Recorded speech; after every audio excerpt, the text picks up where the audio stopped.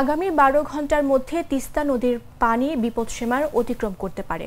ফলে লালমনিরহাট, নীলফামারী, রংপুর ও কুড়িগ্রাম জেলার তিস্তা নদী সংলগ্ন নিম্নাঞ্চলে বন্যা পরিস্থিতি তৈরি হতে পারে বলে আভাস দিয়েছে বন্যা পূর্বাভাস ও সতর্কীকরণ কেন্দ্র।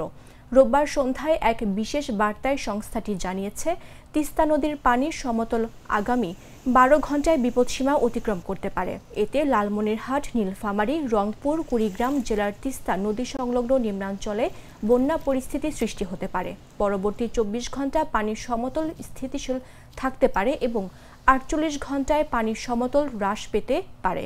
বন্যা পূর্বাভাস কেন্দ্র জানিয়েছে, তিস্তা নদীর ডালিয়া পয়েন্টে পানির সমতল শনিবার সকাল ৯টা থেকে রোববার সন্ধ্যা ৬টা পর্যন্ত ৪২ সেন্টিমিটার বেড়েছে, যা বিপদসীমার ৭ সেন্টিমিটার নিচে অবস্থান করছে। গত ২৪ ঘন্টা তিস্তা নদীর পানি দোমোহনী ৩৭ সেন্টিমিটার বেড়ে বিপদসীমার ১৫ সেন্টিমিটার নিচে অবস্থান করছে।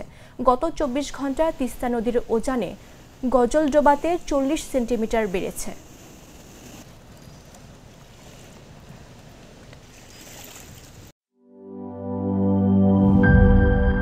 বান্ডেল থাকলে প্রতি সেনমানিতে টাকা বাঁচবে।